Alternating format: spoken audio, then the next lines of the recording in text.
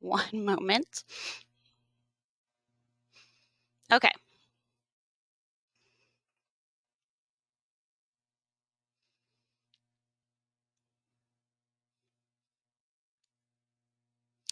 All right, so for anyone who's not currently an STC-PMC member, here's just a little bit of background about who we are and what we do.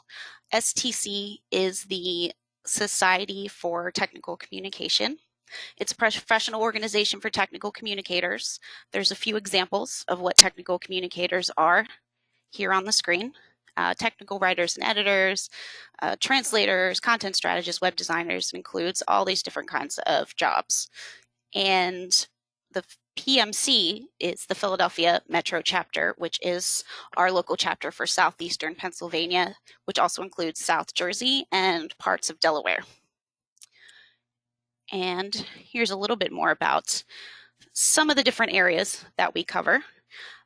This is just a small portion of the neighborhoods in the Philadelphia area. We welcome everybody from all over. All different kinds of technical communicators can join. And we are looking for members. So if you're not a member, here's some good reasons why you should become a member. You can meet other technical communicators in your area. Right now, we're all virtual, of course, but we do have in-person events when we can. So you can meet other technical communicators in your area, network, socialize, hang out. We have an exclusive job board, which is very helpful if you're trying to get into technical communication. And we also have a certification, the Certified Professional Technical Communicator, which you can use to show off your skills. And you can learn new skills at our different courses and webinars. And you can also keep up with the latest in technical communication with our website and our publications and social media and everything. And of course, be part of the cool crowd like these cool people here and make your friends jealous. If you're interested in joining, you can go to stc.org. Just remember to pick the Philadelphia Metro chapter when you're checking out for your membership. Also, right now, if you join before December 31st, you'll be entered to win a $25 Amazon gift card, which is basically covering the cost of your chapter membership back in Amazon goodies. So you can use that to get anything you want in the magical world of Amazon.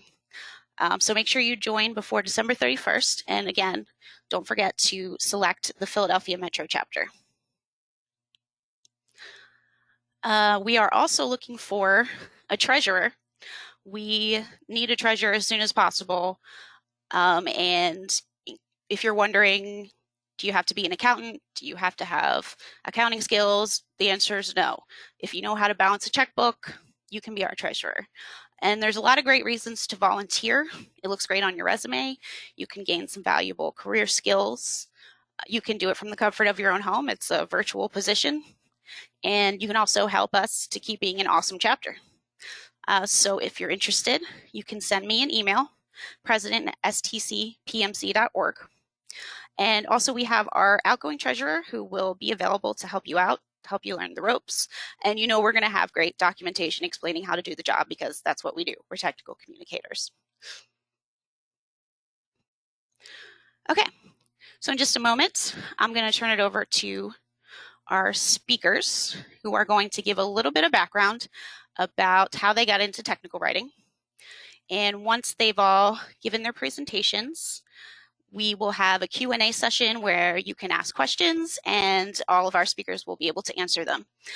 You can ask about their careers, you can ask about getting into technical writing, anything related to it. And if you have questions now or during the presentations, feel free to enter them in the chat and we'll look over them and have our experts answer them once they finish presenting. So give me one moment here to get set up. Our first speaker is Lori Corbett.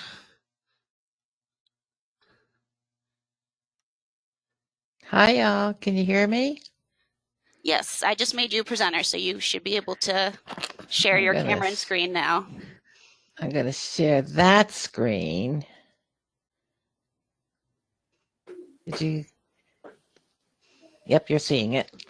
I'm not. You are. I see it. Good. And my notes. So I've been a member of STC since 1988, but I've been a member of the working public since 1976 when I graduated college. It all started there at Barnard College in New York City. In those days, Columbia did not accept women, and I had a 50% scholarship, but it did not pay for me to live on campus. So I had to work. I got a job at the Columbia Spectator doing typesetting. And in those days, so I would work on the daily paper, and it would start at 6 in the evening, and it would end between 2 and 6 in the morning. And we would go to breakfast at Tom's Restaurant. Now, you may recall this restaurant, having seen it on Seinfeld. It was called Monk's Cafe, but that was Tom's Restaurant they were using, and I knew it well. But typesetting in the 70s was, if you'll notice the blue ribbon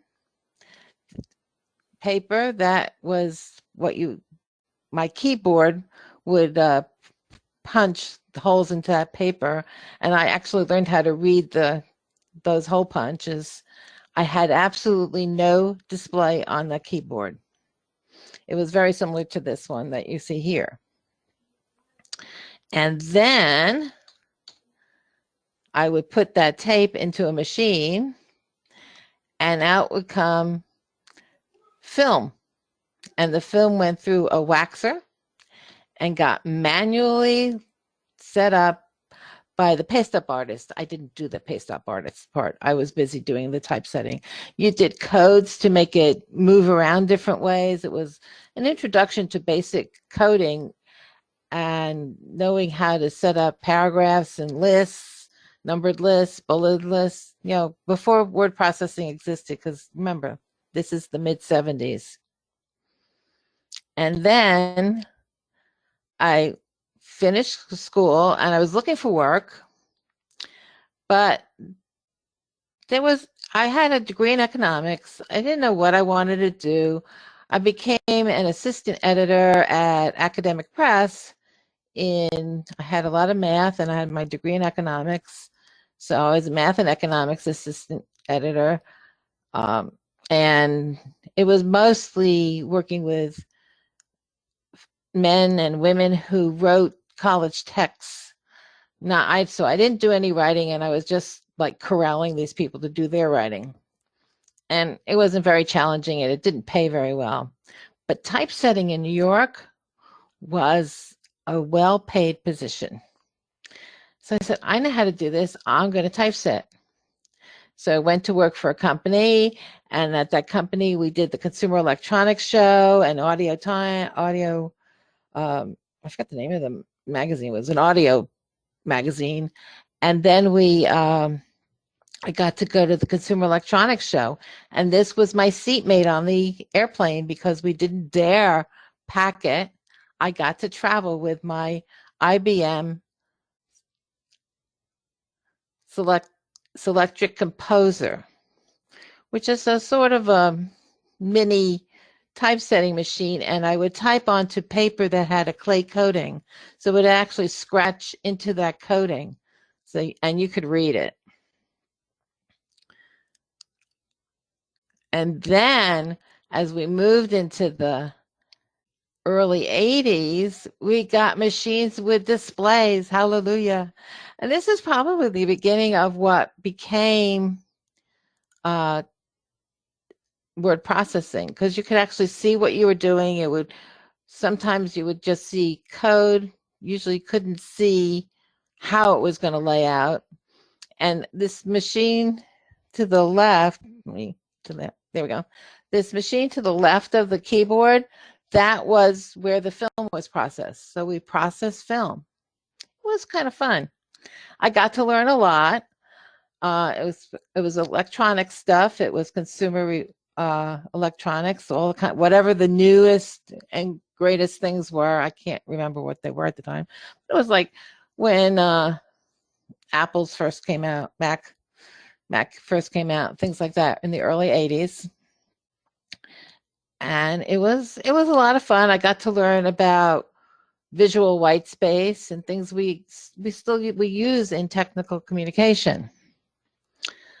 So then I moved to Charlotte, North Carolina. And in Charlotte, North Carolina, they did not pay well for typesetters. It was minimum wage. I said, I can't do this. So I went to work at a company that did typesetting and printing. And I became the office manager there. And I would, this is a picture of a printing press, one of the really old ones. And working with those guys was definitely an awakening experience because they were kind of tough, just a little. Then in 1987, I went back to typesetting for a company. Oh, that's the end of that. Okay, I can stop sharing. Yeah. Stop sharing. Here we go. I went to work for a company that did typesetting for IBM. When I was working there, they were doing the technical writing. I was doing the typesetting, and I was constantly fixing stuff as it came across because they would make errors and all kinds of things. And I wrote a conversion program for what they were doing there. It was like preliminary word processing. They used a language called ISIL. IBM, it was an internal structured IBM language. And I wrote a conversion program for the typesetter, and they would actually be able to pass that over to me, and I could run the typesetter with it. And then they brought in an editing professor from the local community college to give everybody some grammar. And they gave us all a test. And I was the typesetter. I said, can I take the class? And they said, sure. So I took the class, and I scored best on the test of everybody at the company, even those who had been writing for 10 years or more. But they wouldn't promote me. So I left. And I started doing contract work, and I joined STC in 1988. One of the best things I did was help W.T. Harris. If anybody's from the South, you know of Harris Teeter supermarkets. And W.T. Harris was the gentleman who was the Harris of Harris Teeter. And I helped him write his autobiography, which he wrote for his grandchildren. It was never published. And then I went to work as a writer for Broadway and Seymour, which did a lot of things about automatic teller machines, which were called personal banking machines, and things like that. And that company later merged with Arthur Andersen. But as a member of STC, I got very involved. You know, here's a plug for somebody who might think about being treasurer. I've done probably every job in a chapter. When I worked in Charlotte, when I moved to Florida, when I've moved up here, I've been president of 2 of those chapters. When I first started, I did the newsletters because I knew about typesetting and word processing. And the chapter won an award for their newsletters. And I got active. So that's how I got started with writing. I started doing the newsletters. People got to know me. It's a great network to be known in STC. I can tell you that my current position at Vertex, I was laid off from the bank. They were reducing headcount. And I went to an STC party at Karen's house, actually. Yeah, remember that? At Karen's house, and Don DeBoard was there. And I'd known Don DeBoard since I'd moved to Pennsylvania in 2002. And he said, what's new? I said, well, I just got laid off. And he goes, come on. You're coming with me. So I basically walked from being laid off to my current position. And it's all history from there. And that's my story. I became a technical writer and editor. Obviously, I have a pretty good editing background. I know a few foreign languages, and I understand grammar. always say I learned my grammar when I took Latin in junior high school. All right. Thank you very much. And I'm going to introduce our next speaker in just a moment while I get everything switched over.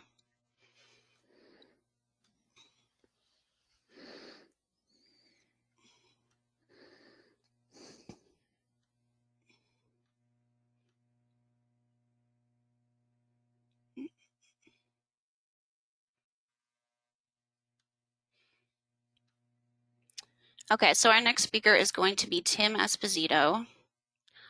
And I'm going to switch over to him. All right, Tim, you are now a presenter. You should be able to share your screen. We can't hear you, though.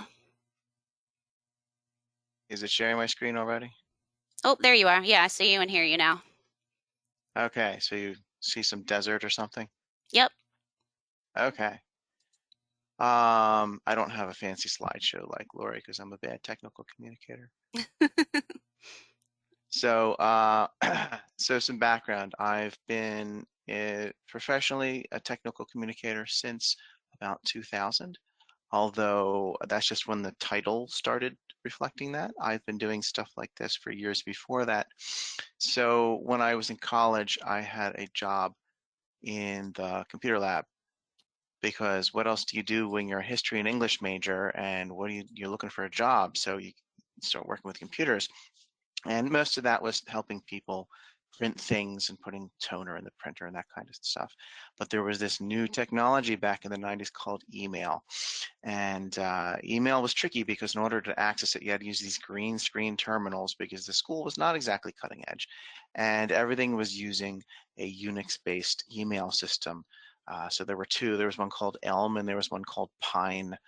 And they were both command line kind of email programs like DOS, and they didn't use the regular keys because they used the Vi editor, which is a Unix type editor.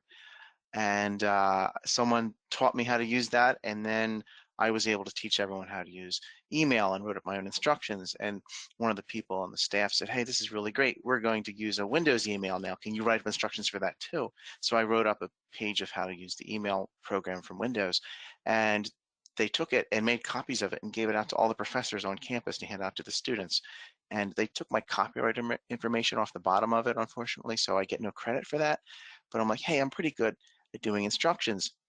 So I taught myself how to do HTML, which at the time was a relatively new concept. And I created my own college website, which was a list of links, and which is what all the websites were. And it was enough to get noticed by someone else in the school because they recommended me for a job for a webmaster. And this was a webmaster for a major hospital in Philadelphia as a paid internship. So voila, I found on the Internet Archive the 1997 edition of McGee Rehabilitation Hospital's website that I was the webmaster for. And I think there was more pictures and stuff that did not get saved by this Internet Archive, but it's what every website back then looked like. Oh, look, there's a counter at the bottom. 1,000 people looked at my website. 1,000, think of that. And it's just a list of links. Where else can you go? Button, button, button, link, link, link, link, link. And oh, look, little gemstone buttons that you can sort of click on and find out what's new. I don't even know if these work. Yeah, beautiful gray, grainy background.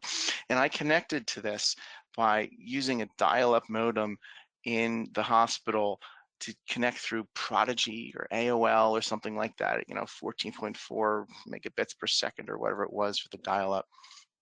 So this began my career in web stuff.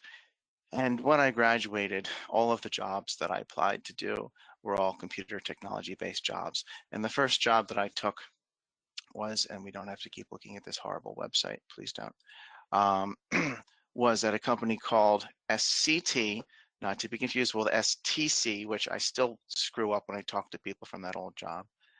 And I did tech support, which is what I was doing on the in the computer lab, and that was great. And then that transitioned to me being a consultant, and I was on the road teaching people how to do stuff. But it was really all technical communication, because I would go to a customer site, and in that company we made software for the process industry, so baking cookies, mixing chemicals, big factory stuff where ingredients go in and then something non-recognizable comes out, often a food product. And I spent the better part of 1999 in an aluminum processing plant in Louisville, Kentucky. And all I was doing was creating flows and diagrams and taking roles of the people in their jobs that they've been doing for 30 years in a manufacturing plant and transferring that knowledge into how does it model in a computer system. And by the time I was done with that, I said, you know, I've had enough doing this stuff on the phone and having the angry customer call up and say, oh, why is this not working and it crashed on me? You need to get me fixed right now. I said, I am going to get a job not doing this. And I've been teaching a training class and developing that. So I went to the boss of that team and said, can I come work for you? And there was a new position, and she interviewed me and hired me. And that began my actual career in technical communication. So I've been documenting software since then. That company has since been swallowed up, and I now work at Oracle, where I will show you instead of that loveliness. Yeah, notice how nice and clean this is. And this is an Oracle template. This is a site that I'm in charge of for the documentation. And I don't control the look or the feel. I just fill in what the links are supposed to go to. And then we have the books page, and I publish all of these books. I'm not the author of all the content, but I curate it. And they have this wonderful system that we're using now that's DITA. And prior to this, everything was in Word and just PDFs. But PDFs are not accessible, and to meet government standards, you need to have accessible documentation. So my team converted everything out of Word into Oxygen as the XML editor, and we use DITA, which is the XML standard for authoring, one of the standards for authoring. And I don't have that to show you here. This is my personal computer, but we upload that into a server, and when we push a button, it generates the output. And the output is either an Acrobat that looks all corporate-y branding, and look, there's the new color scheme that they thought was awesome last year. And I just put the words in. I don't have to worry about the formatting or anything. They take care of the colors, all that stuff. And then there's an HTML version. And again, it's the content that I provide, so I make sure the words are there. But they string it all together into this searchable HTML output. And if they want to change this from being this size font to something else, they do that. I don't have to do anything. I just have the files uploaded, and when the output is generated, it's all there. So from there, I started doing STC volunteering as opposed to SCT volunteering. And Steve Lundgren, who was the president, said, Tim, I think you're going to make a great chapter president. And I said, Steve, I've been a member of the chapter for 8 months. I don't know about this. He's like, no, trust me. You got this, Tim. I said, okay, I'll run for chapter president against Lori Corbett, who went, oh, no, you're not going to be president. And she came in and she became president. But she was very smart in that she made good use of the volunteers that were there, and she roped me into starting a scholarship program. So she got me hooked, and I ran that scholarship program for, I don't know, 4 or 5 years until that program was canceled. And then the new president said, Tim, we really need you to be a treasurer. And I'm like, well, I can balance a checkbook. And he said, that's all you need to do, balance a checkbook. I'm like, I can do that. And I was a treasurer for 5 years. And then I was vice president, then the president/secretary, and now I'm on the STC board as the secretary for the society. So the trick to this business is having sucker written across your forehead in big bold letters, not knowing to stop volunteering, and to be able to take information and display it in a way that other people can understand it. You need to be organized. You need to know where you're going with things. You need to know how people need to work with it. So that's my recurring theme, volunteer way too much. This is my 3rd STC call for the day. So that's it. Peace out. All right, thanks, Tim. And just give me one moment to get over to our next presenter, who is going to be Karen Levine, who's actually our current treasurer. So if you volunteer for treasurer, you get to work with her. She's really cool. Let me see. Karen, oh, you're on the president account, I think.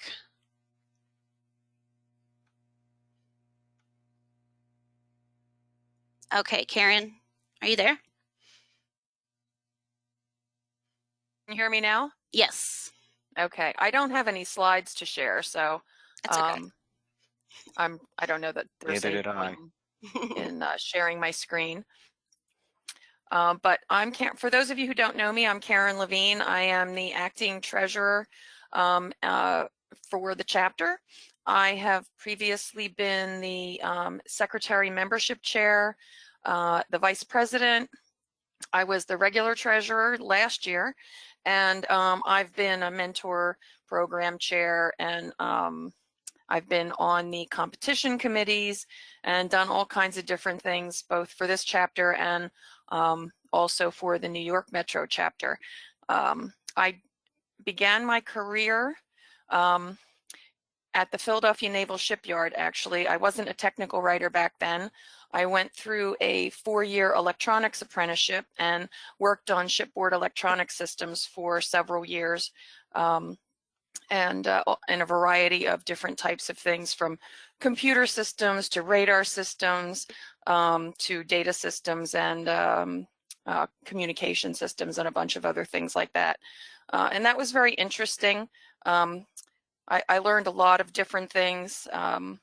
And when I was finished on the ships, I moved to a different activity, still with the Navy, but I was supporting Navy pilots instead with a computer system that they used. So I did all kinds of things, from system integration to some purchasing and logistics work and editing for the user and service manuals and training materials, until I got into management there. And I ended up being the deputy support manager for naval mission planning for the Navy and the Marine Corps. But after a while, after about 20 years, I thought, this has been fun, but I think I need to do something different. And my favorite part of the job was all of the writing that I did, whether it was writing reports or newsletters or things like that. That's the part that I enjoyed the most. So I went to a career counselor, and I took a bunch of tests, and realized, and she suggested, based on my interests, that I try technical communication.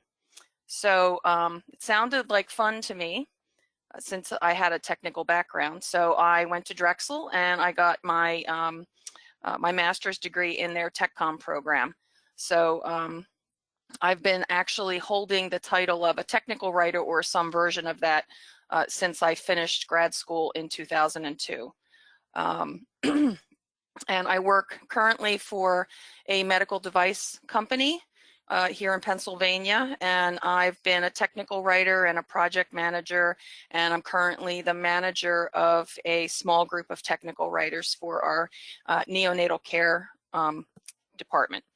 So we write user manuals and other documents for labor and delivery and neonatal intensive care unit equipment, like incubators and warming beds and phototherapy equipment and things like that.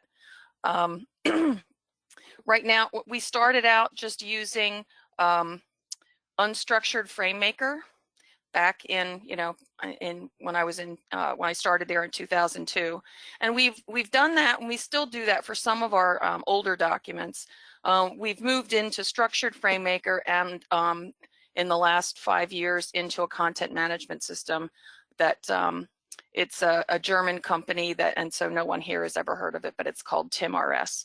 And so that's an XML-based system that uses structured FrameMaker and does a lot of publishing. So we have the ability to create documentation in all different kinds of formats based on the modules that are created that we can reuse.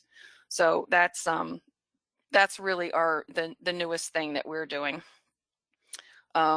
some of the things when I first started, back when I was back in the mid to late 80s, when I was working for the Navy, when I first started supporting the Navy pilots, we had just gotten our first computers, desktop computers in the office. So I was learning to use that, and we had dot matrix printers and very uncolorful display screens on our computers. I think it was all a black screen with yellow text.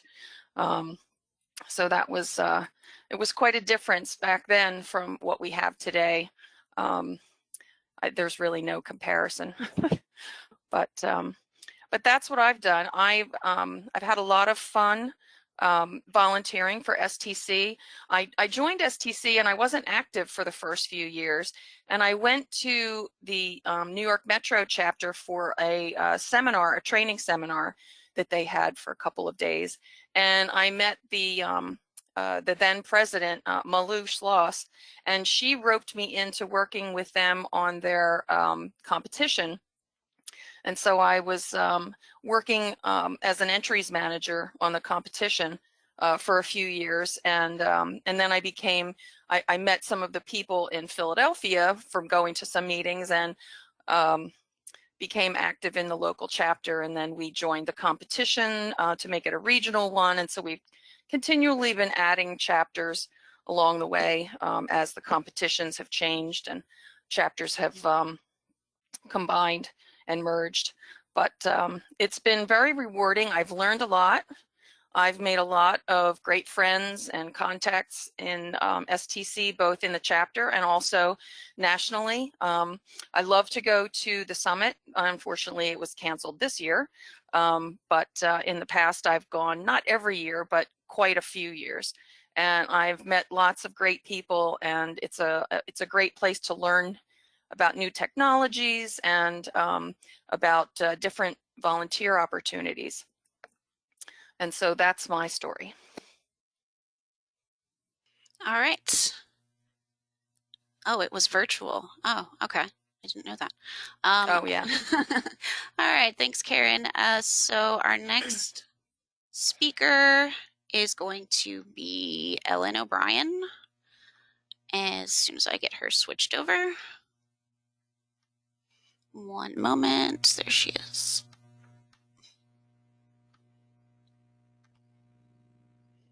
Okay, Ellen, you should be ready to go.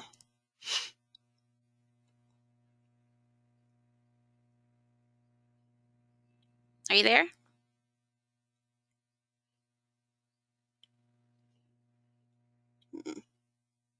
Oh, okay. Can you I see hear me something. now?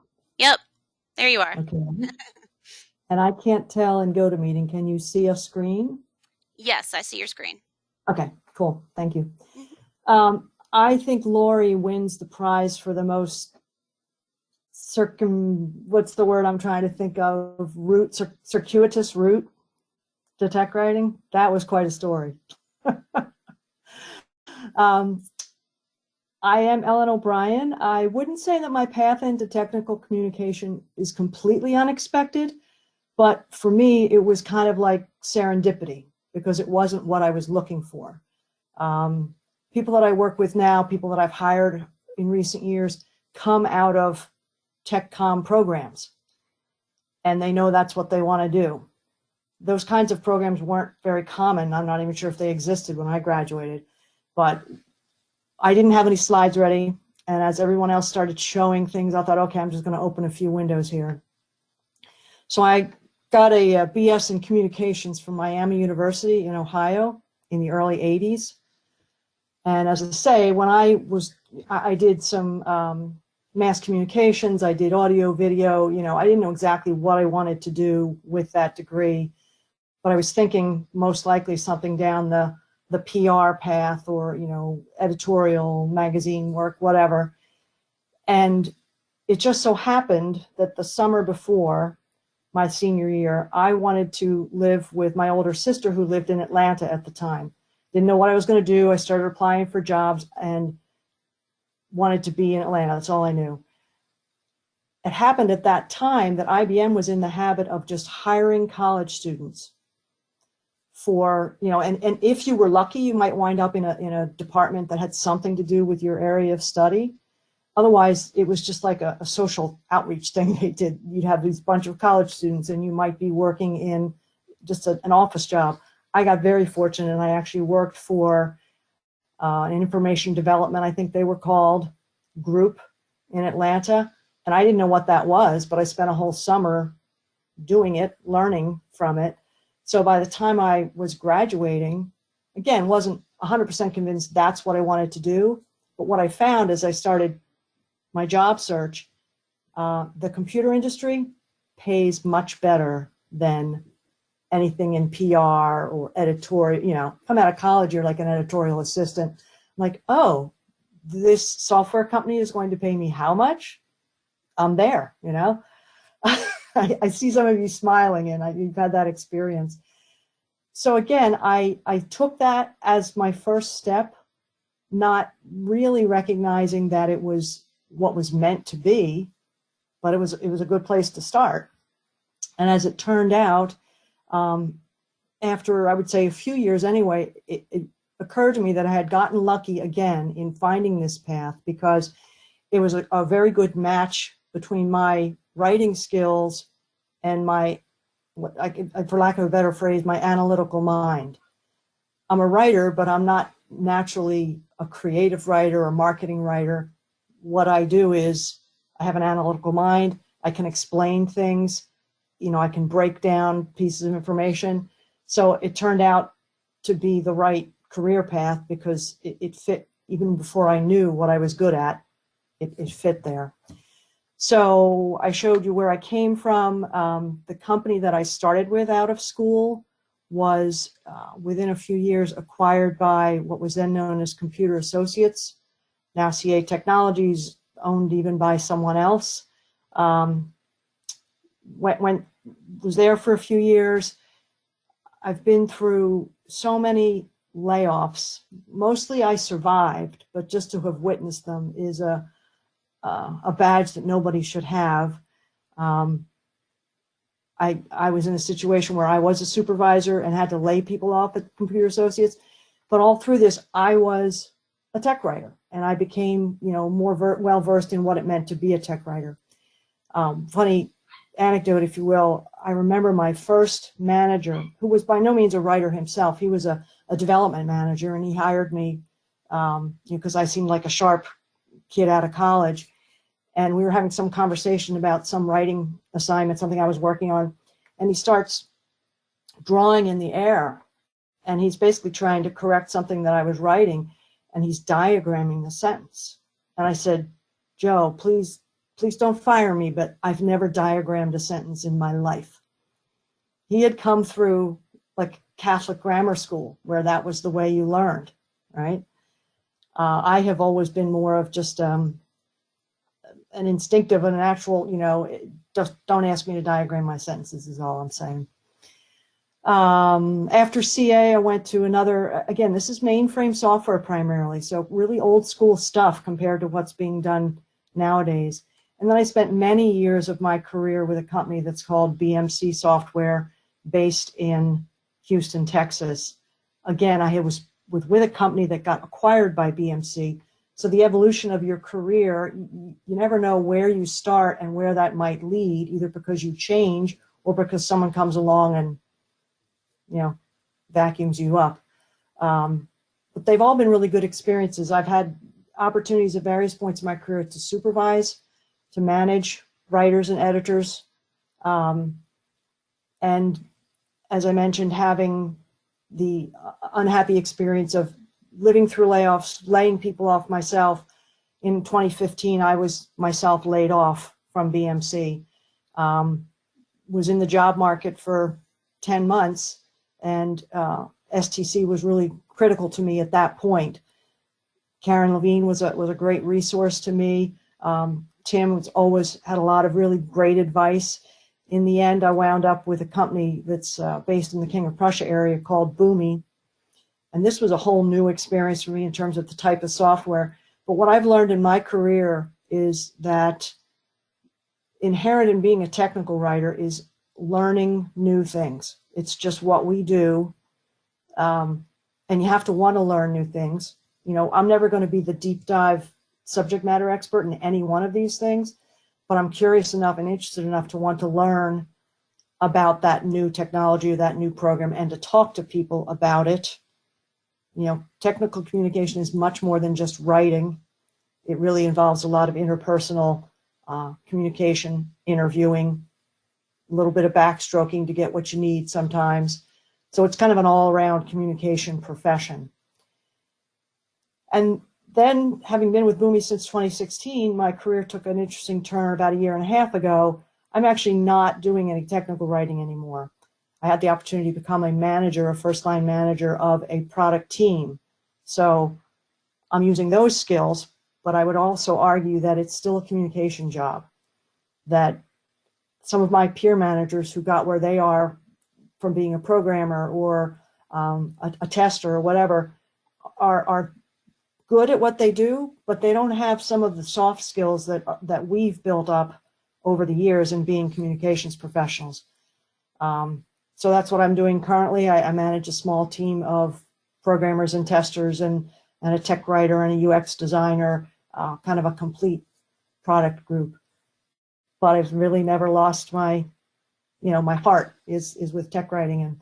And there must be something about being treasurer, because I've also been the treasurer of this chapter. I've worked the competition with Karen, the mentoring program. There's just a lot of opportunities. I think that, Tim, maybe it was you who said, you always get more out of volunteering than you actually give. If you're thinking, oh, I don't have time, you know, oh, it's going to take time, you'd be amazed. You know, it's a little bit of time, but what you get back, you know, threefold is certainly worth that. So, and that's my story, as Karen said. All right, thank you. And we are going to have one more speaker in just a moment, who is Matt Reiner. Yeah, hi. Hi, let me make you a presenter in just a moment. Just got to find you on the list. There you are.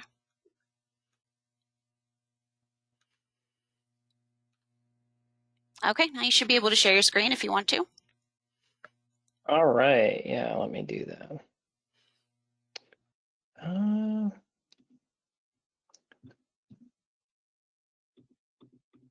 It doesn't actually, I'm trying to share the screen, but the button doesn't do anything.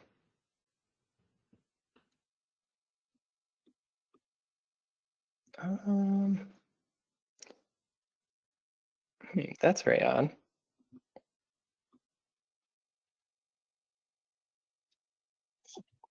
Would you mind maybe removing me as a presenter and try adding me again?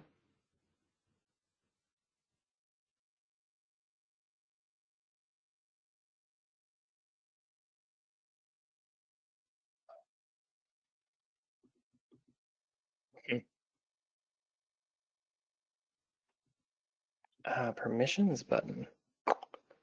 Okay, wow, okay, we're here. All right, there we go. So, hi everybody, my name is Matt Reiner. I was excited to hear that we were going to talk about non-traditional career paths, because that is exactly what I'm qualified to talk about. So my path, I wanted to start with where I am today. So actually my title currently is customer advocate, which I'm not really a title person. I think, you know, we get hung up on them too much, and they're sort of meaningless, especially in the realm of technical communication. You'll certainly learn that. Your title doesn't necessarily mean you are or are not a technical communicator. But it's really, you know, I really love my role right now. I work for a small German software company called K15T, and we actually make software for Confluence. If you've ever used Confluence before, it's a company-wide wiki, and so our apps actually add a layer on top of Confluence so that you can do tech writing in it. And I actually met my team because I was a user of their apps for several years, you know, tech writing in them.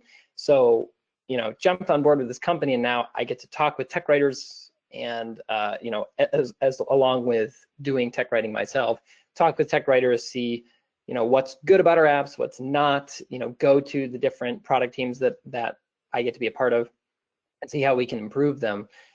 It's really been a phenomenal experience, but not one, that I planned at all. So I wanted to jump back a little bit.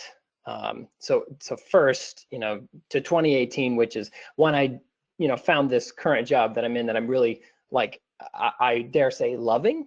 But just like to let everybody know, you're not necessarily going to love your job all the time. So going back to 2008, this is the best picture of myself I could find. Yeah, it's like, who's that baby who has such terrible clothes?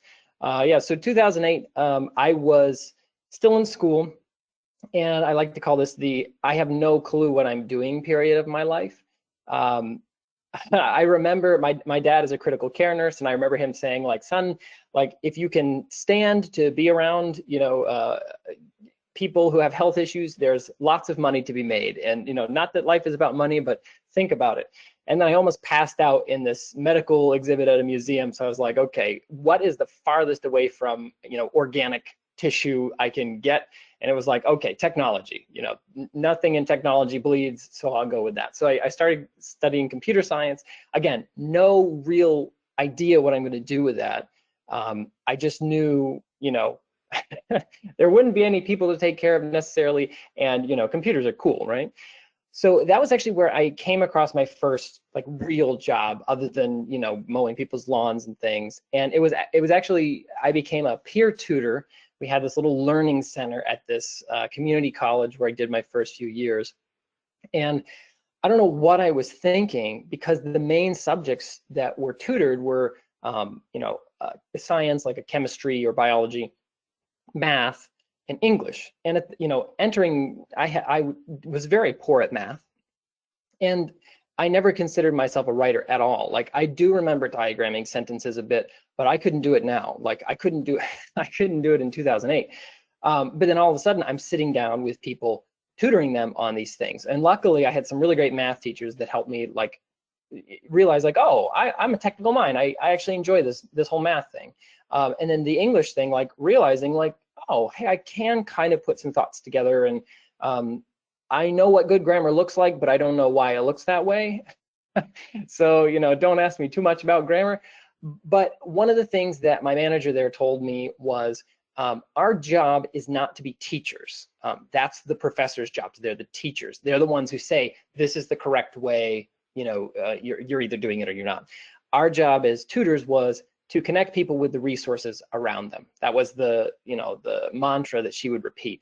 And so, rather than sitting down and telling someone, here's why your math problem is wrong, or here's why, the way you've structured your thesis is wrong. Instead, you had to sort of dive into explaining what's happening there, explain all the way around it, so that the person you're tutoring can draw the conclusion, oh, here's what I need to do. So that, I really looked to that as the start of technical communication, but I didn't know it. So trace forward a little bit, I go from a community college to the University of Pittsburgh, a campus in northern Pennsylvania, where I'm pursuing my bachelor's degree, and I'm also doing a bunch of internships, and I'm a technical assistant at the university. I like to call this the I'm a cog system in a larger system part of my life, because these were all very sort of menial tasks, in these internships that I'm doing. Like one was at an elementary school and a high school, and I remember I had this little cart, and I would wheel around every day with some degreaser and an air blower and clean out computers. That was my whole job. But also, I made myself really valuable because I built this database of every computer in the entire district that I had cleaned and serviced. So at the end of that internship, right, I could tell them how many machines do they have, how many, what are the operating systems, which ones have I cleaned, and so on. And I started to see, like, oh, that there's value in this information. I also started an internship at a networking company which was just really miserable work. I wasn't trained properly, but I really learned that I'm not necessarily special, which as a millennial, that's a really important lesson to learn, because for some reason, many of us came out thinking that we're special. So that was sort of like a, hey, I can do menial work, which is really helpful because some days in technical communication, you're just gonna do menial work.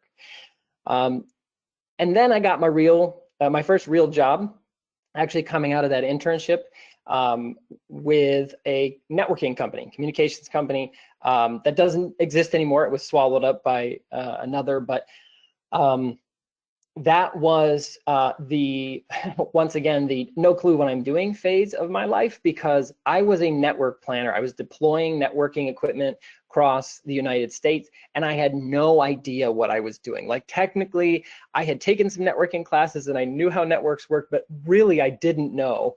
I'm filling out templates for like configuring devices, and I would, send them out and just pray that everything works.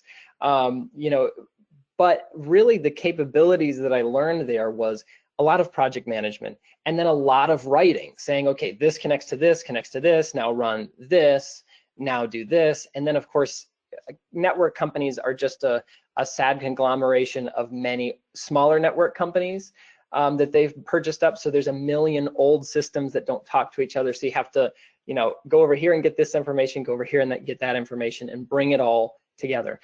So I learned a lot about bringing technical information together so that the consumer can read it and click on links and go to the thing they need without having to know the 80 different systems that are involved.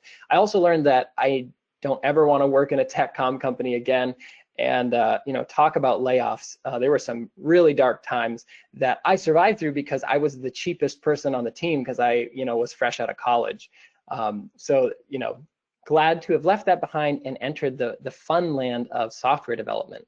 So in 2016, I joined a software development team as, I think a project manager or something like that. There was no job description for the job. It was a small software team. They had just started writing a new application on the Salesforce platform. And initially I was brought in to administrate these tools called Jira. And then later I introduced Confluence, as well as to help, manage activities with the team. That's where I was really introduced to agile software development and became the team's Scrum Master. I did some product management work there, or I was a product owner. I even did some UI design, which, God bless the poor company that's working with that. I can't imagine that, that has aged well. But one of the things that happened while I was there, well, two things. One, this fantastic engineer who I think has been, developing technology since the dawn of everything. He introduced me to this thing called DITA, which was actually what Salesforce was using for their documentation. And so we started using it. And I really love the idea of this, module-based documentation that we can reuse content everywhere. I could just really see the power of, not just a dead document, but this thing that I can put together and combine, and then generate PDFs or websites. But the thing I hated was, like, our editor was so impossibly ugly and hard to use. And I would be working on a bulleted list, and then somehow bullet number 3 is, a totally wrong style. And it's like, what did I do? I had to jump into the XML. And also I had colleagues who wanted to contribute and review my content. And that was a really big sticking point for us, because with that database solution, I was the only one of the license. So that's why we moved initially to tech writing and Confluence. I was like, okay, there must be a way to do this, having, semi-structured content and content reuse and so on. And we figured that out. We figured out how to do that in Confluence, but also have the fantastic collaboration parts that come with a wiki like that. So then 2018, I joined my current company, but it wasn't just like stepping into this amazing role that I really love. I actually joined as a product marketing manager. So I actually reached out to them, as this American guy, like, hey, I use your apps and I think I could work remotely for you. I had actually done a lot of remote work with some of my other companies. And so I jumped into this marketing job. I thought that was maybe like a new new style of writing, you know, beyond the technical writing that I had been doing. And yes, I really liked that. Parts of it, especially introducing new concepts to people. This was around the time that I also realized I really enjoy speaking and communicating technical concepts, you know, in presentations. But I also realized, like, I'm not just a content generator. Like, I really like meaningful content, educational content. So I still do some marketing writing, but it's much more like I got to write a micro site for our company. So it's a marketing resource, but it's really like an introduction on how to do tech writing in Confluence. And that was just like the perfect marriage of the two for me. And that's when they also moved me into this customer advocate role, because they were like, look, we need to find what you love to do and not just you know, shove you into a role that we're trying to fill. And so that's been sort of an ongoing journey, right? And what it is I do changes from day to day, but I really love the tight connection to the technical communication world. And one thing I would just say, you know, I don't really know where my path is going to lead and what my title is going to be and whatever, although I really like this company, so I would expect that, you know, pretty long term. But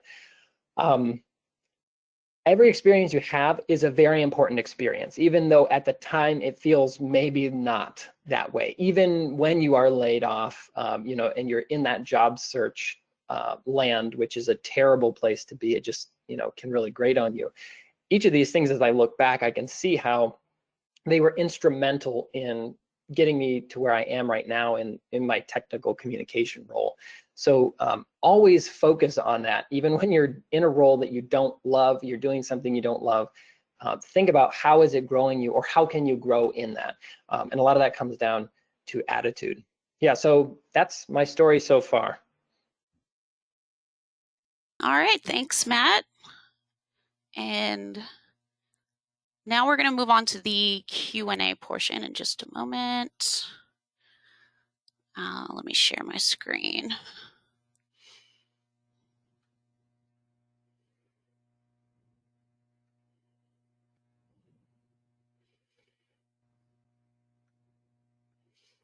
All right, so if anyone has any questions, you can just enter them into the chat. And for any of our presenters or anything about getting started in technical communication. I can get us started off with a couple of questions that came up. One was, what was the most challenging thing about technical communication? Either the most challenging thing about starting your career or about what you're doing now. And anyone who can answer can just go ahead. So I will offer one view. It wasn't about starting my career or anything specific I'm doing now. I would say some of the bigger challenges I've had were around dealing with the other people that you need information from. People in technical fields, not to stereotype, but many of them are not naturally communicators. They prefer to be coding or, you know, whatever. I've met a lot of wonderful people. They have the most interesting hobbies, people in this field. But sometimes you have to go more than 50% of the way in that communication exchange because you are able to. So that's something that comes to my mind. I'd like to add to that as well. I've been, in any job that I've had, I've always gotten placed with the person who is least communicative as possible. So back in college, when I had that job in the computer lab, there was this guy who had this sort of dungeon office in the basement corner of the computer lab area. And he had, you know, the paper boxes, the printer paper comes in. He had a dozen of those. Each was completely filled with Magic the Gathering cards. This was his box of red cards. This was his box of black cards. These were packed to the ceiling in his office next to the old broken computers and stuff. So whenever something came up that was more technical and I had to work with that guy, all the other kids working with him were like, nope, Tim, you're doing it. You have to go do it. And I had a starter deck of Magic the Gathering, so I knew what the cards meant. and I could listen to him talk to me about that for hours. But building on that skill, different guy, but same personality at the job. Oh, you find out that he's really into something or other, and this and that. You make a connection, and then they open up to you, and they're willing to spend their time to help you make things happen. Because otherwise, other people throw up their hands and say, "I'm not dealing with that person." And my whole career, I've been given those people to work with. And like Ellen said, you find a connection with them, and you run with it, and you get good results as at the end, because that benefits everyone. So Tim, what does that say about the rest of us? You've been given all of us to deal with. I told you I've got sucker written across my forehead. But yeah, I don't know if the audience doesn't realize this, but when I was the chapter president, like half of my staff is here on this call right now.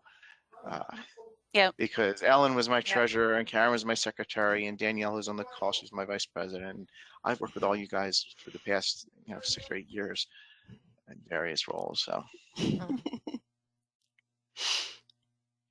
I was going to add to this. Not you guys are wonderful. And when you were president, I was on the board. Were you? Yeah. I thought you preceded me, but yeah. No. I was on the board of STC. Right. Yeah, but I didn't realize there was an overlap there. I thought you were on the board before I became president, but that's okay. 2009 to 2012. Yeah, I was president in 2016. So Oh, never mind.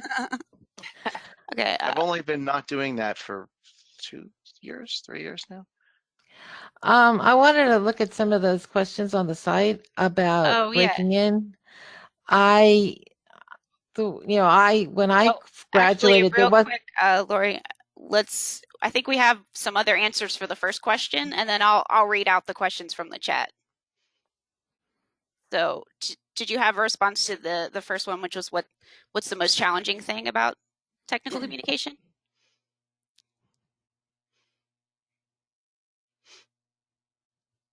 I think I don't hear you. Lori, she's asking you a question. Oh, I didn't. Sorry. Yeah, I thought the others had answered that well. No, I mean, you don't have to answer. Okay. Does anyone else have a response to that before I go on to the next one? I was going to say one thing I really struggled with, and I mentioned it on the slide, I forgot to say. So I was voluntold into the position of tech writer, is the term I like to use, because our properly trained tech writer left for another company. And so they said, Matt, you do stuff. You do this now. And I really went into it sort of kicking and screaming for about 3 to 4 months, and insisted that they hire a proper tech writer. And then my wife actually pointed out to me, hey, I think you actually like this. And I realized I did, but I realized also other people in my company did not value my work, or didn't see the value in my work. And so it took me a long time to figure out how to legitimize my role as a technical communicator and the value it has for users. And like one of the big ones was, I think Tim mentioned that that person with the weird personality, or the difficult personality, and that happened to be the director of support at one of my companies. Just grumpy, I guess, is maybe the word you would use, which is sort of not the person you would expect to be head of customer support, but he must have saved all the goodness for the customer calls. I'm not sure, but I realized like I could legitimize my role with him by showing like how many cases are diverted with documentation, right? Once I could speak his language, then all of a sudden I have, oh, hey, when tech support people are free, they can help Matt write some more documentation. And the same with, other business value, being able to trace my work against business value, either dollars saved, dollars earned. Another one I found was like talking to our sales staff and figuring out which big sales that they made, did they use documentation with the client to make that sale, to show we have this feature set. So finding the ways to, not only just be like recognized, but also have people see, oh, my work is critical for our success. That was really difficult, especially since I just don't like business stuff. So having to learn to speak that way I found it to be vital. Okay. So the next question we have is, do you have any advice for new grads with degrees in English or tips for breaking into the tech comm field? I have some information about that. Actually, all of the tech writers who have worked for me have degrees in English. They didn't have technical background specifically, or if at all, and managed to get jobs with tech companies. I don't even think they ever took tech comm classes, because actually back then they probably didn't have tech comm classes when they were in college, but they just kind of fell into it. Lori, I think you had an answer for this one as well. Yeah, I was just going to say that when I graduated, there was no such thing as tech comm as a job, but I backed into it by what I was doing and then fixing stuff and pointing out how, you know, something wasn't clear. Would you think about saying it this way? Working with folks who were doing other things and helping them improve their jobs.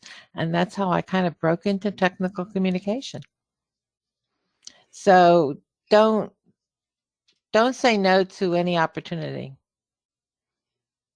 Okay.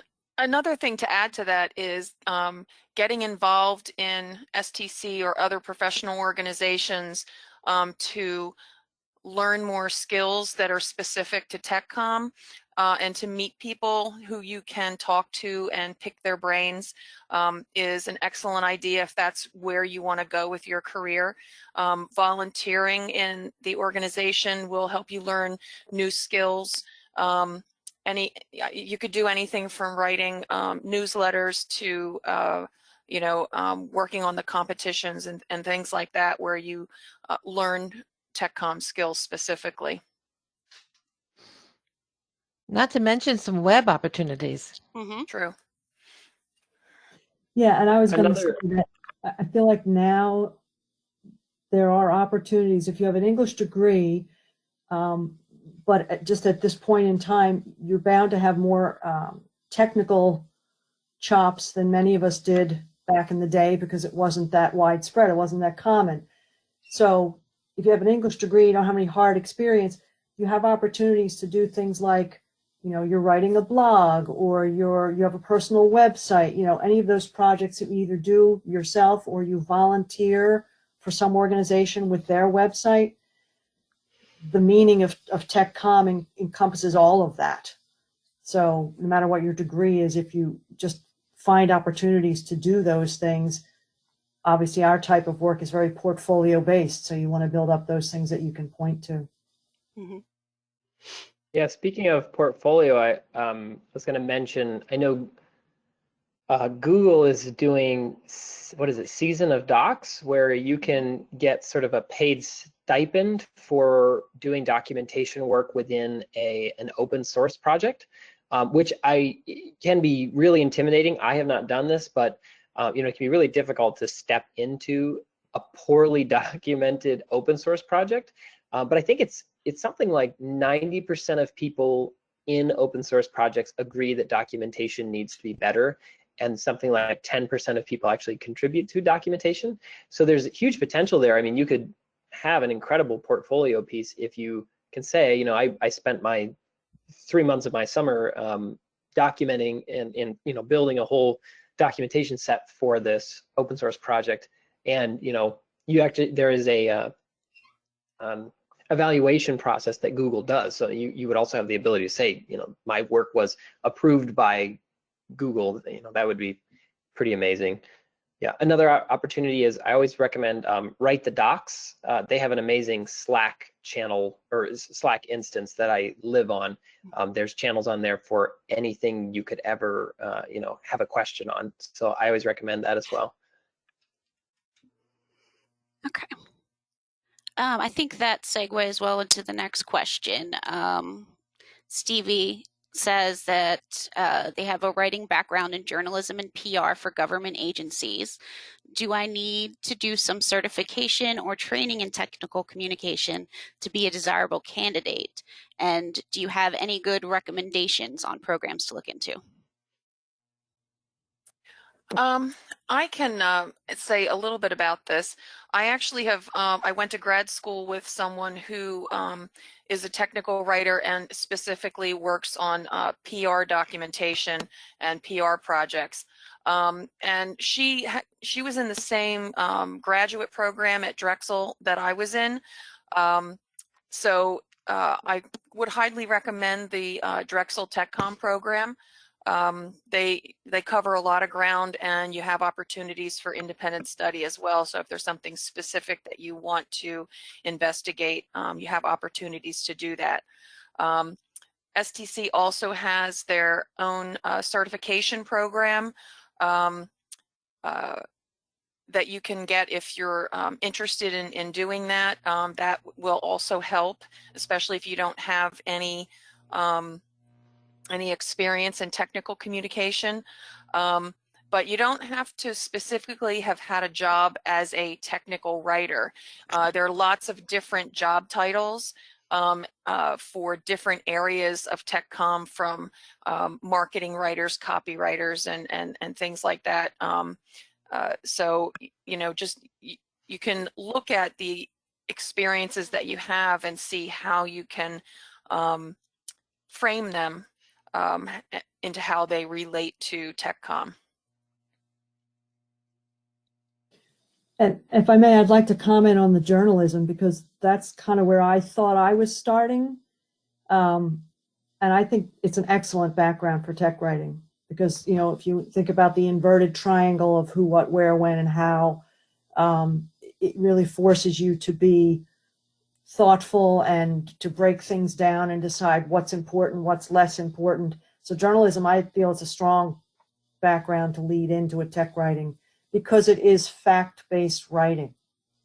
And you're in a sense, you're telling a story, not a fun story, but you have to tell a story in a way that a person, you know, understands. You're taking them from point A of not knowing something to point B of understanding. That's an excellent analogy. I have an addition to build on what was already said. So yeah, basically, don't be afraid to go outside of your comfort zone, learn something new, and network with other people. So someone mentioned, how do you learn XML?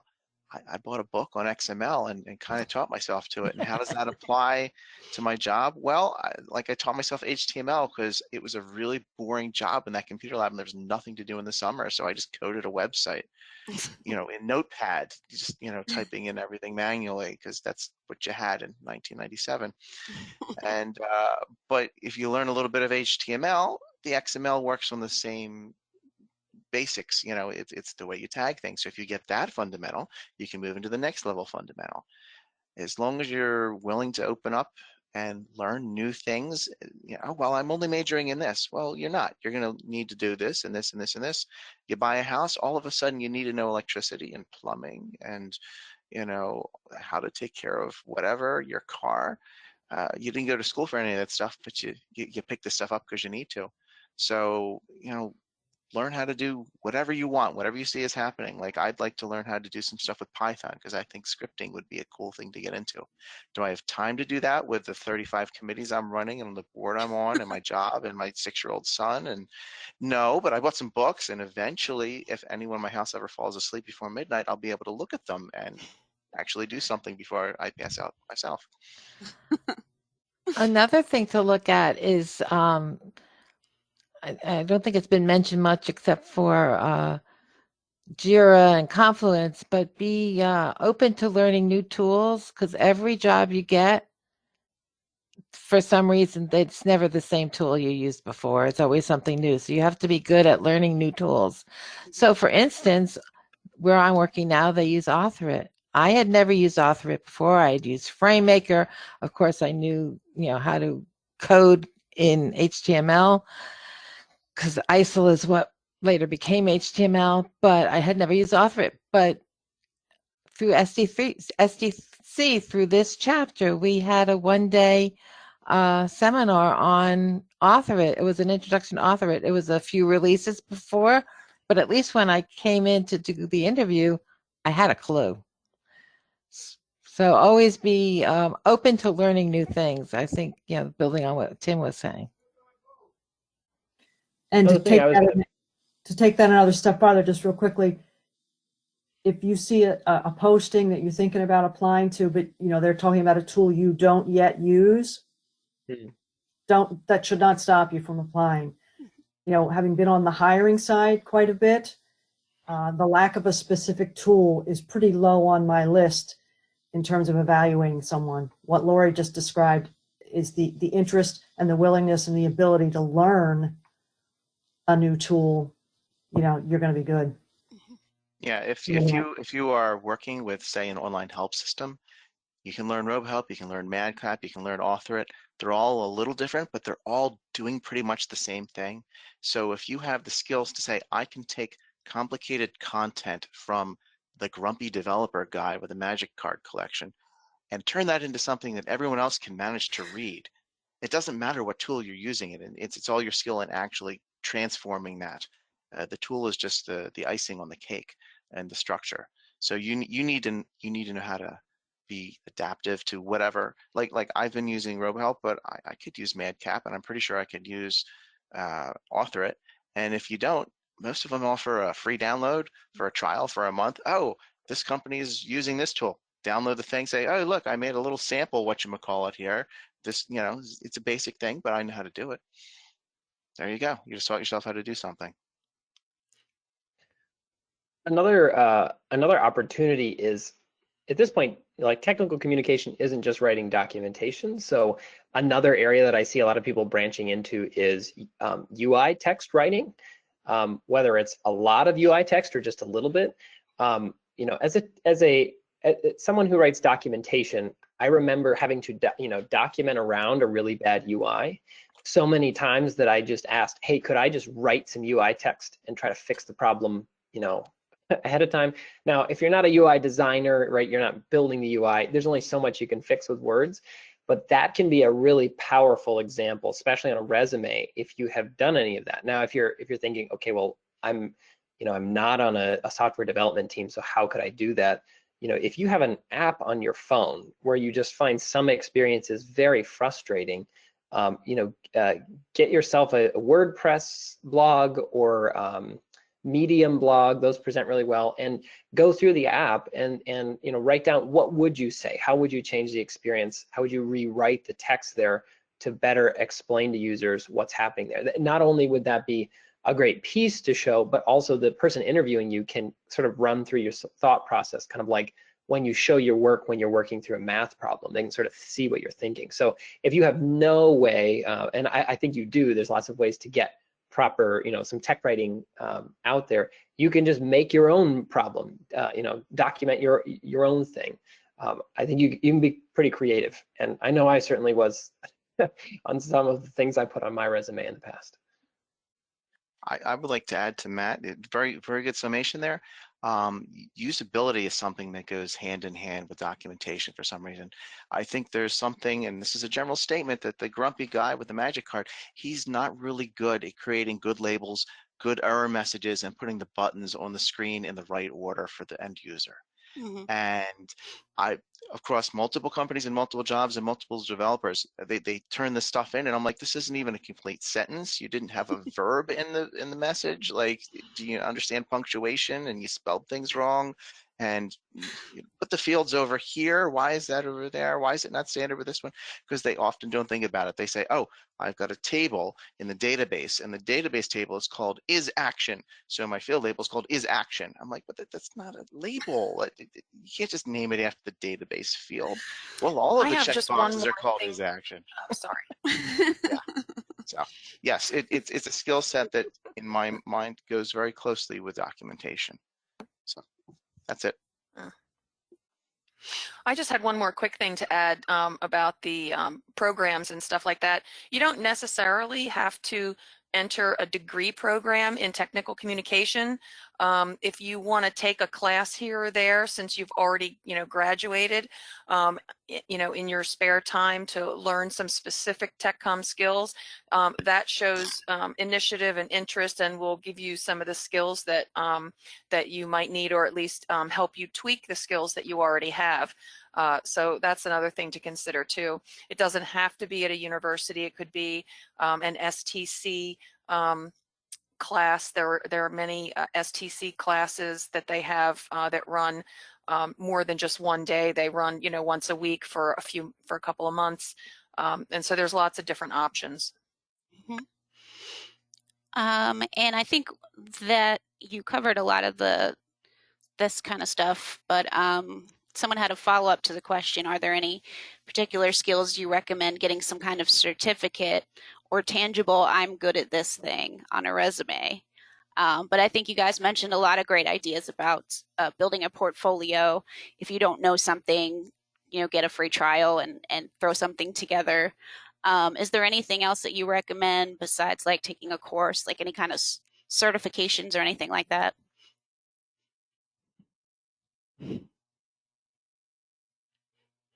Guessing no.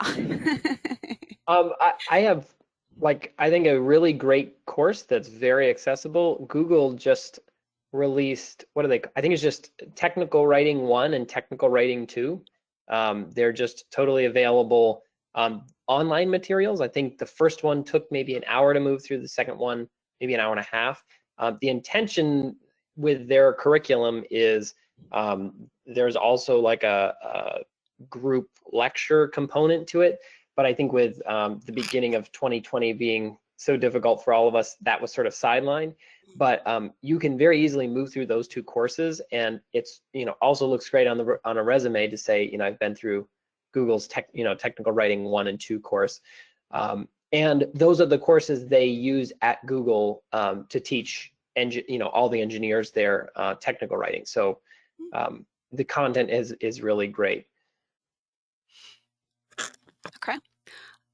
So another question: how is your work-life balance? How much stress do you experience on the job? And do you feel like you get enough time to do a good job at work? I know in my job, there are certainly times when, we're getting ready to launch a new product or something and everybody's working like crazy. But generally, in the jobs that I've had, that's not the everyday situation. It's more special circumstances. So my work-life balance has always been good. I don't have a lot of stress and haven't in my past jobs. So generally, there's never enough time you never get enough time that you want to do the job perfectly. But most of the time, perfection isn't necessary. And so as long as you get your communication for the user so that they can use it, you don't have to really worry about being perfect. You just you kind of have to balance the quality with the time with the cost. You've got that triad of trying to balance work there.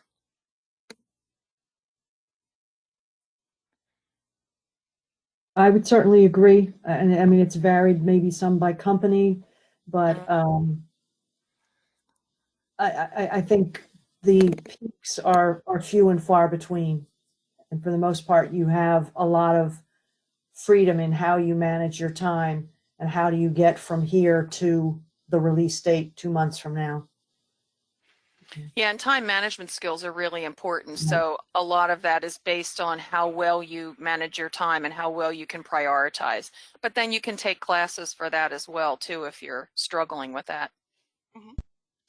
I would like to, go ahead, And Laura. never be afraid to leave a job. I had one where I started as a contractor and they hired me, and my manager just seemed to turn on a dime the moment I became an employee. And it was really rough. She wouldn't let me get my work done. There was all kinds of issues, this, that, and the other thing. I started looking around for my next position, and I actually ended up quitting that job before she fired me. I'm sure she was planning on it because she was interfering with my interviewing. Thank you. I forgot I was going to say now. I'm sorry, Tim. My mind has been erased. Oh, it was what was the question? Free time? Yeah. Oh, yeah. Yes, I remember. It depends on who your manager is too, and how supportive they are of what you're doing, which builds on what Lori said as well. So at my old job, everyone got there were rounds of layoffs, and at one point, everyone got laid off, and then I got hired back, and I was reporting not to my old boss because she got laid off too. Later went on to hire Ellen, I think. And I was reporting to a dev manager, and he knew nothing about what my team had been doing. And he would try and micromanage us. He'd say, okay, you need, and I'd say, well, why? We have 3 months for the release, and I can do these in any order. It doesn't matter. And well, why didn't you get this one done? Because the developer didn't finish coding it yet. That's why I didn't get it done. Or the developer was on vacation and no one understands what they did because they didn't document anything yet. And he was completely unreliable as someone to report to. And that made a much more stressful environment. And now I've been in an environment where I'm trusted with what I can do. And as long as I get my work done and I get it done well in the time frame, everything's fine. And there are periods of stress, like right now we have a release that's going out in, I think, the first week of December. And as the doc person, I have to assemble all 15 of those documents and print them and put them in that library and create a new library to put them in and finish the help and build the help and check it in. It's a big long list that all has to be done at the last minute because it's contingent upon everyone else finishing their work first. So it's like, oh, I'd like to take off next week prior to Thanksgiving, but I don't think I'm going to be able to do that. But in theory, after this release goes out, I'll have a little bit of breather before the next release goes out in the next quarter. Yeah, speaking of releases, I think that's been my experience. A lot of the time, I have not had issues with work-life balance, at least in my technical writing role, not so much in other companies that I've worked for. But I remember a period where the company was in pretty rough financial states, and it was basically like, okay, everybody's working 80-hour weeks to turn out a bunch of product features really, really quickly, which never really proves to be successful, but I think companies keep trying to do that. But as my role as the technical writer, and I was kind of also doing Scrum Master work, I really felt like I needed to be as involved and helpful as possible. So even in situations where it was like, okay, I can't document this yet, that's where I started the practice of like writing documentation fiction. So writing documentation about a thing that doesn't exist yet, but you're pretty sure you know what it'll be like.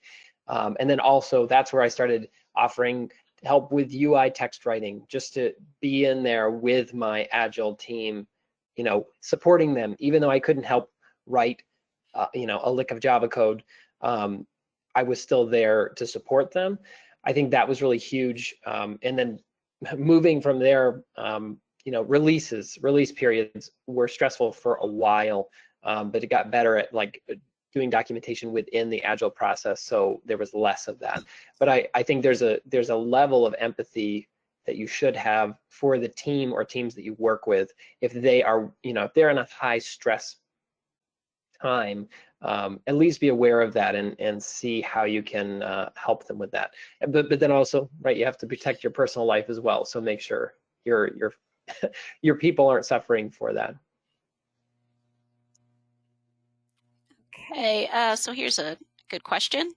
Everyone touched on their roles within STC. Could you share your favorite part about being a member of STC? The people. For me, it's the people. Thanks. Sharon and I like Pinky each swear. other. Sharon and I traveled to conference together one year. Yes, we did. We had a great time. Yeah, so we people, and not just for the professional networking aspect. They're just genuinely nice, interesting people. Yeah, I was going to say the networking too. I used to go to the annual conference, and I developed, having lived up and down the East Coast too, I have a lot of friendships with people from all over the country and even outside of the country that it was great just to be able to see them once a year. And that connection. I am not an introvert. So I would like to say that yes, it's the people. I also have this weird sense of satisfaction of helping people, which is, I guess, what the job is inherently about. But through STC, you can volunteer with so many different things. I mean, I chaired and have been on, I don't know, a dozen different committees throughout STC as well as at the chapter level. You get to meet people, you make connections all over the world. I'm at the point where I know someone from Australia, and when she comes to the STC conference, she brings me Tim Tams and I swap her some tasty cakes. And Otherwise known as Kirsty. It's Kirsty, yes. I'm not the only person she does that for, but I also have a contingent of people in Texas that bring me various Texas foods. And wow. Basically, anyone will trade things for tasty cakes is what I've learned. So it's kind of neat that I have these connections all over the world at this point, and then I get to help. You know, it's a goal. You want to do something good and improve whatever's there. One of the things I like to do is figure out what a process is in an organization or a group and improve upon that process. Where is it failing? Why is it failing? How can we make it work better? And that's something that I like to do with the volunteers. Oh, here's this committee and it didn't work last year. Let me rearrange this, upgrade this, change this around, get a better flow. And that's very satisfying. Okay. Next question. Any advice for someone who wants to freelance?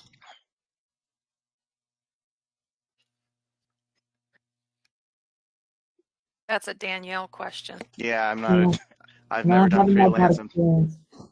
I did freelance work. I did contract work for a long time, from the late 80s until 2002.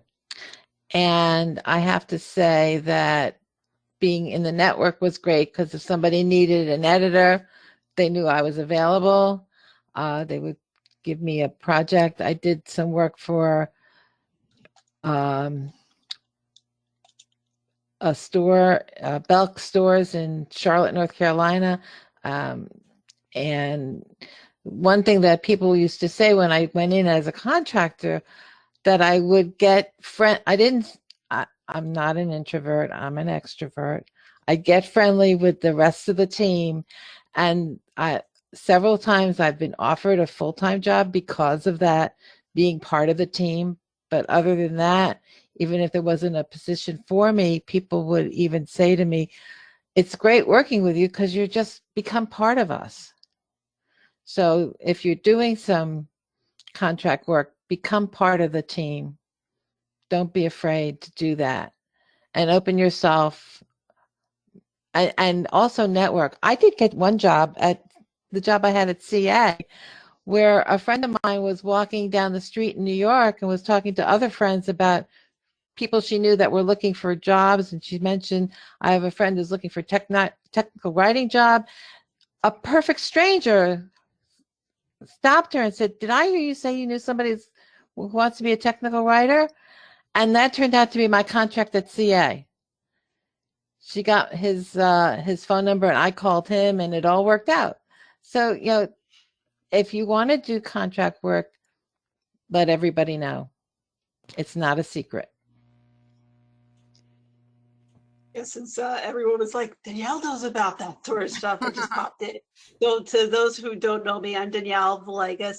I'm the immediate past president of the chapter. You know, Jen has inherited, you know, the legacy from me, and I inherited it from Tim. And currently I'm not only the immediate past president, but I'm also working on the STC at the society level for the Community Affairs Committee and the Education Committee. As far as freelancing, as Lori said, there's no harm in doing contracting. To be honest, I've been looking for a full-time job for 10 years. I have yet to find one. One of the things about this industry, at least where I live in central New Jersey, is it's very hard to find a full-time job. A lot of people are able to find it, but not everybody. And so my philosophy was, well, a job, even if it's for 6 months, 3 months, a year, is better than no job. To kind of back up what everybody else has said throughout the evening, each contract that I've taken has always been an opportunity to learn a new skill or build upon a new skill. The idea of, as has been said, if I know FrameMaker, I can probably figure out AuthorIt or Badcap. For me, I've always been in content management and content strategy. So for me, if I could figure out, my career started out more with Franken systems, as I like to call them, custom systems, before actual content management systems came around. But that led into being able to use SharePoint, or some of the others, and even some of those, even if you have one of those out of the box like SharePoint systems, every company customizes it to their liking. So in some cases, if you have that foundation, you're good. For freelancing, don't say no to those jobs. Sometimes those, as Lori said, sometimes they can segue into a full-time job. Sometimes they're just great opportunity to say, let me try that out. I think I can do some of that. They've got some other skill I can learn. And then you might find after 6 months, no, I don't like that. So you can kind of get out easily with no harm, no foul sort of a thing, and just kind of stick it out and look for the next thing. So it really varies, from job to job. But I mean, I've done everything from UX writing, content management, content strategy. I think the contract I'm in right now is the first time I've actually had a technical writer job. So, and this is over like 10 years. So, don't keep your mind just focused on one thing. Keep your options open. I think everybody has said that. So I could just echo a lot of what the speakers have said. And it's freelancing. Like I said, it could be through a recruiter. And through STC, just even this past year when I was trying to look for full-time contract work, I was able to get some small little things through networking. Somebody through STC said, instructional design stuff, right? And I said, yeah. I said, okay, I need you for like 2 weeks to help me write up something. And I'm like, okay. And it was a huge project for a state agency, a very large state on the West Coast. For their DMV project. So it was big, and we got a lot done, and it paid well. But it's something I can put on my resume. Even those short little 2-week things you can put down on your resume, it's something effective. So don't leave anything out. I think that's enough of me talking. I'll let you guys take it back, because I could go on forever. I'm the other extrovert here. Yeah. One thing I want to say about resumes, since you brought that up, one of the ways I handled having those multitude of contracts is I put them in one lump area, so it didn't look like I was changing jobs every 6 weeks. And I listed not all the particular places, but the particular skills that were needed for each, as this is my contracting experience. I just wanted to add that. Yeah, I'm actually a freelancer, so I'll contribute something. I'm not one of the presenters, but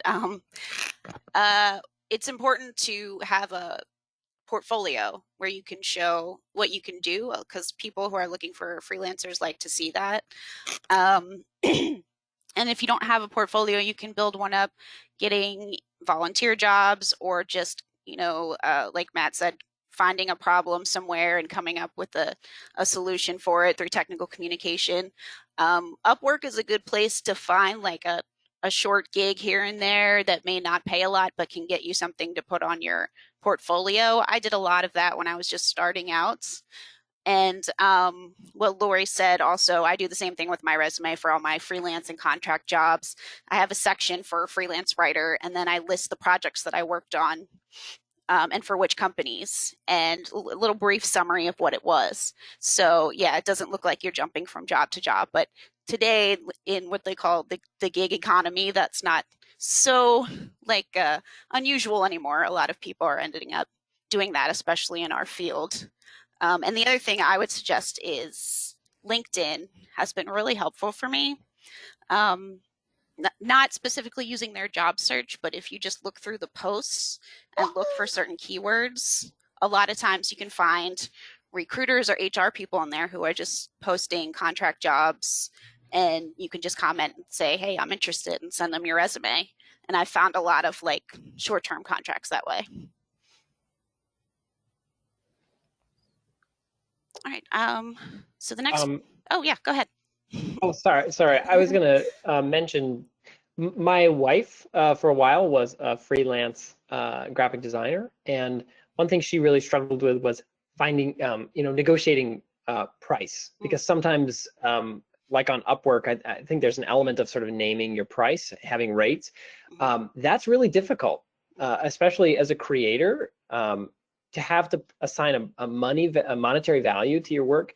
And I heard someone share once, when I think she was also a graphic designer, she would, like, every 6 months evaluate herself, kind of like if she had a manager, and say, is my work worth what I'm charging for it?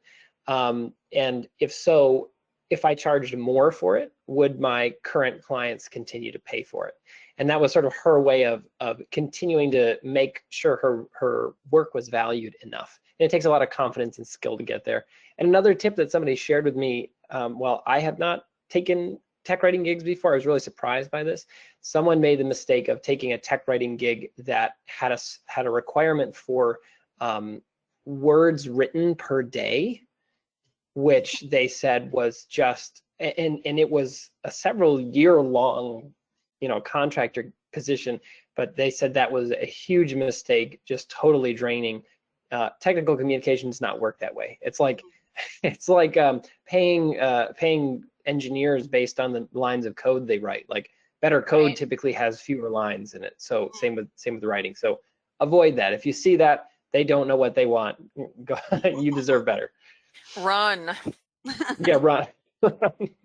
Just adding to that, STC also has a salary database. So if you go to stc.org, you can look that up and look at like average salaries for technical communicators. And if you need help coming up with like an hourly rate to use or something like that for a freelance gig, that's a really helpful tool. And don't be afraid of doing 1099 contract work. It's great for taxes. Okay. So Tim already answered this a little bit, but XML was brought up a lot. Does anyone else have any tips for learning about XML?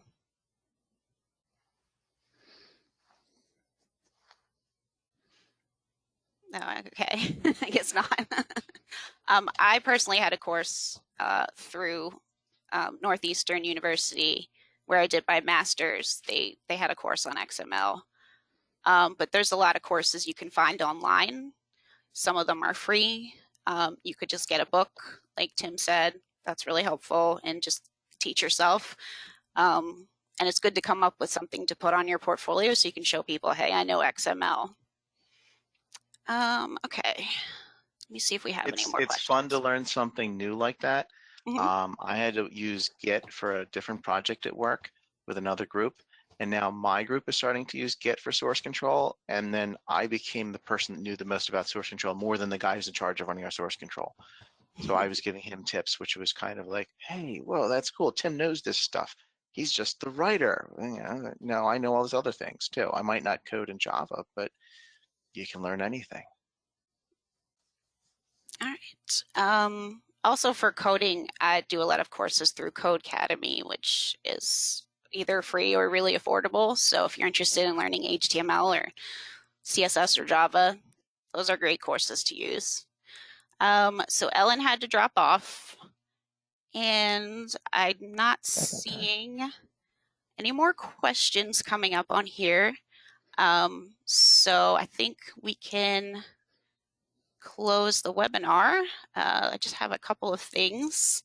Reminders of things that we mentioned earlier. If you want to join STC, just go to stc.org and just make sure you select the Philadelphia Metro chapter.